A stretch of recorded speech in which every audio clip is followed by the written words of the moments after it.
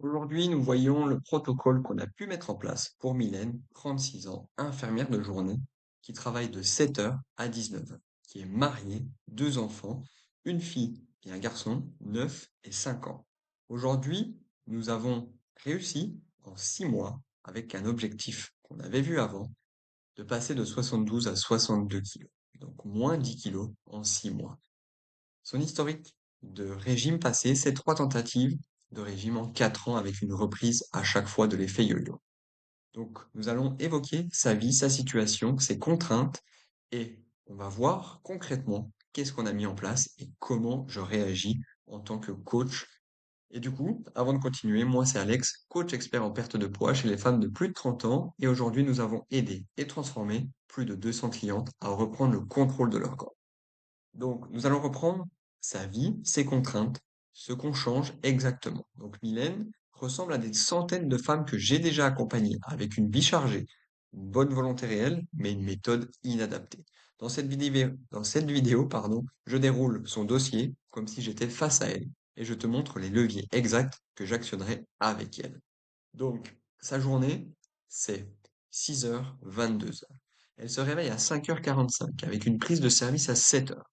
Un petit déjeuner qui est très limité, un café, une tartine avalée debout rapide qui représente 200 calories et seulement 5 grammes de protéines. Quand elle m'a dit ça, j'ai déjà su ce qu'il fallait faire. Ok? Donc si tu es dans cette situation, regarde bien cette vidéo jusqu'au bout. Au niveau du repas du midi, une pause de 30 minutes dans sa cantine de son hôpital.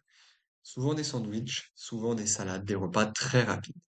Son fin de service, 19 heures. Elle rentre fatiguée de sa journée, elle doit passer en course, elle doit gérer le quotidien avec ses enfants, le dîner, le bain.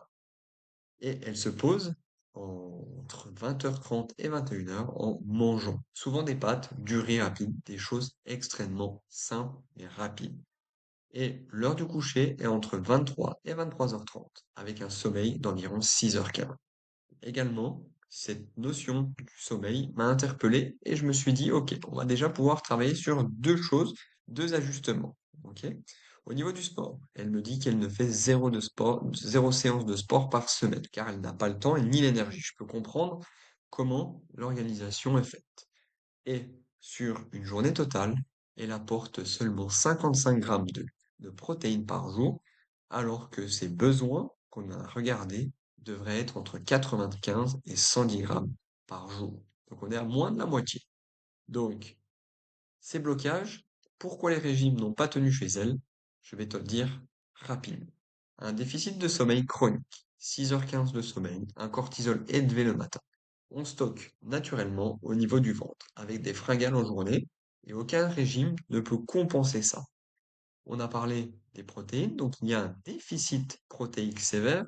On est passé de 55 à plus de 100 grammes par jour pour préserver sa masse musculaire, parce qu'à partir de 30 ans, malheureusement, on est déjà en déficit musculaire si on ne l'entretient pas, et un métabolisme, pardon, qui est ralenti. Donc, une faim qui est constante, des grignotages plutôt le soir, et des régimes précédents qui ont aggravé ce processus, ce déficit. Au niveau de la troisième erreur qu'il y a, c'est aucune fenêtre pour l'activité physique. Ok, donc c'est pas un manque de volonté, c'est parce qu'il y a une désorganisation de son planning. On est d'accord que 6h, 22h, c'est compliqué d'intégrer quelque chose en plus. Donc tout ce qui est programme de 3 à 4 fois par semaine en salle ne conviennent pas à Mylène. Ok, il faut passer 15-20 minutes et pouvoir l'intégrer dans son quotidien. Au niveau de son petit déjeuner, on a parlé, c'était trop peu. Ok? Une spirale calorique qui est inversée. 200 calories le matin, on va avoir faim à 10 heures, il va y avoir des compensations sur le repas du midi, de l'énergie qui va être diminuée, et du coup, des grignotages. Parce que, en tant qu'infirmière, ils ont souvent des sucreries qui se disposent dans les bureaux, et du coup, quand on passe devant, la tentation est due. Et du coup, on grignote une, deux, trois, et ensuite, on aggrave le processus. Et le dîner, quand on rentre, avec la fatigue, c'est trop copieux. Et donc la structure des repas est entièrement inversée. Donc ça aussi, tu vas pouvoir regarder à la fin les ajustements qu'on a mis en place pour elle pour inverser ce processus. Et dans sa tête, dans son état d'esprit, qu'on a travaillé dur, dur, dur, c'est que les régimes précédents ont cassé l'énergie de l'état d'esprit. Elle est passée de 3 régimes stricts abandonnés, avec chaque abandon une preuve supplémentaire que ça ne marche pas pour elle. Ça, c'est la croyance limitante qu'on a cassée pour elle. On a rétabli un processus de confiance en soi qui change tout pour Mylène en 6 mois. Donc, ce qu'elle voulait, vraiment, c'était pas juste de perdre 10 kilos, mais de comprendre comment et pourquoi un bon plan pouvait être assurément, pour elle, perdre ses kilos. Le numéro un, son objectif, se sentir légère dans ses vêtements d'infirmière, plus avoir trop chaud, plus transpirer, plus être essoufflée et plus avoir honte de son corps au travail. Avoir plus d'énergie pour ses enfants le soir, pour les week-ends, et pas s'effondrer dans le canapé à 20 heures en rentrant. L'objectif, c'était moins 10 kilos en 6 mois, avec un objectif concret et pas juste perdre du poids en 2-3 jours. Et on a arrêté les régimes parce que c'est la pire chose à faire quand on veut perdre du poids. On a trouvé quelque chose qui tient dans sa vie réelle et pas dans la vie idéale. Donc les 4 axes que je t'ai promis d'établir, c'est maintenant. Donc je te laisse noter parce que peut-être que tu te retrouves dans cette situation de Mylène avec certains blocages, avec certaines similitudes. Donc les 4 axes du protocole Freedom qu'on a mis en place pour Mylène, c'est pas de régime, pas une révolution de vie, mais 4 ajustements précis dans l'ordre, adaptés à sa contrainte réelle d'infirmière et mère de famille. L'axe numéro un, la nutrition. C'est la priorité absolue. On a reconstruit déjà le petit déjeuner. C'était pour moi le levier numéro un. On est passé de 200 calories et 5 grammes de protéines à 400, 450 calories pour 30 grammes de protéines le matin. On a mis en place des œufs, du fromage blanc, qu'on préparait la veille en 5 minutes, et ça casse la spirale calorique dès le premier repas. Ça réduit énormément les grignotages de 16 heures qui sont automatiques. Donc l'action que tu vas pouvoir mettre en place, qu'on a mis en place pour Mylène, c'est de préparer les œufs durs la veille. Ça prend 3 minutes et on ajoute 21 grammes de protéines. Donc l'axe numéro 2, c'est ça, les protéines. On est passé de 55 à 100 grammes de protéines par jour, sans changer toute son alimentation. Juste identifier les 2-3 repas qu'on a glissé les sources de protéines supplémentaires sans effort.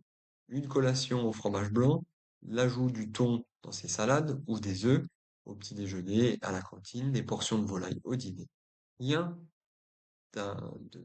d'aberrant, rien de trop difficile, mais une alimentation réelle. Donc l'objectif, au niveau de ta semaine 1, c'était de passer de 55 à 80 grammes de protéines par jour, puis progresser jusqu'à 100 grammes, parce que la progressivité est notre arme. L'axe numéro 3, une activité avec 0 salle de sport. On est parti sur 2 fois 15 minutes de renforcement à la maison quand les enfants sont au lit. 20h45, les enfants sont couchés, elle a 20 minutes avant de s'installer. Programme en 6 exercices au poids de corps, sans matériel, sans aucun déplacement.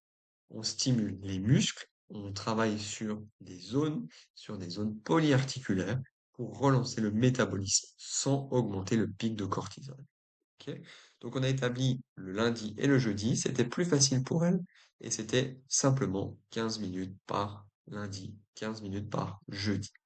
Le quatrième et dernier axe qu'on a travaillé, c'est le sommeil, le levier le sous-estimé pour la plupart de la population. On a reculé le coucher de 30 minutes, c'est tout. Pas de révolution, juste reculer la lumière et les écrans à 22h30 au lieu de 23h. Donc on a gagné 30 minutes de sommeil profond. Et là, ça change énormément.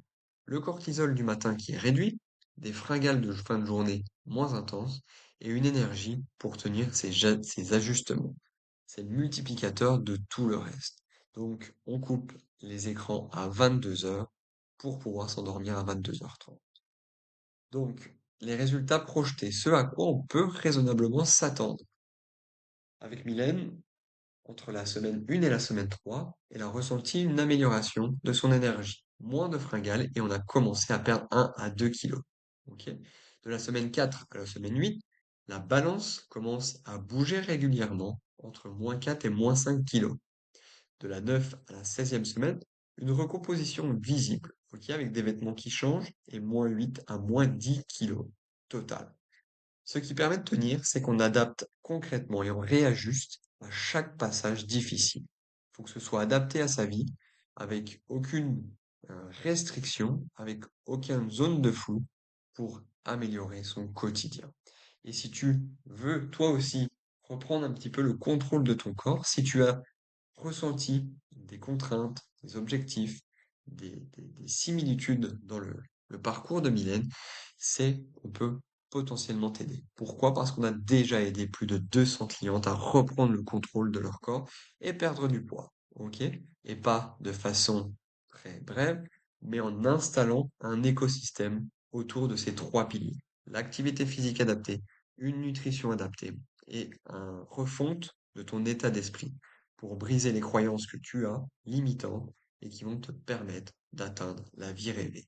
Donc si toi aussi tu te reconnais dans certains points, ou peut-être pas de Mylène, il y en aura d'autres de cas cliniques, et l'objectif c'est de prendre 30 minutes sur un bilan découvert totalement gratuit où on regarde ensemble ton dossier réel, ton rythme, tes contraintes, tes blocages, ta situation globale, et je te dis exactement ce que j'actionnerai en premier avec toi, comme je viens de le faire avec Mylène.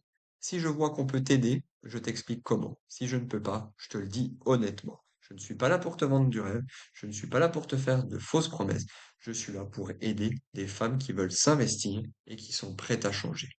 Donc, si toi aussi, tu as un besoin de changement, de structurer et de comprendre le mécanisme, je te laisse déjà regarder la vidéo qui est en dessous de cette description. Tu as juste à cliquer dessus. Tu vas comprendre un petit peu plus le schéma que je propose. Tu pourras évidemment prendre ton appel gratuit. Si tu veux en savoir plus et que tu veux déjà aller un peu plus vite, tu peux m'envoyer Freedom sur Instagram et seulement sur Instagram. Le lien est dans la description, c'est alex.coachingsport. Et l'objectif, c'est de pouvoir avancer ensemble et comprendre ta situation. Si maintenant tu n'as ni Instagram et que tu ne peux pas accéder à cette vidéo gratuite, tu as juste à m'envoyer un mail avec ton dossier, comme on a pu faire avec Mylène, et je répondrai personnellement et j'essaierai de t'aider.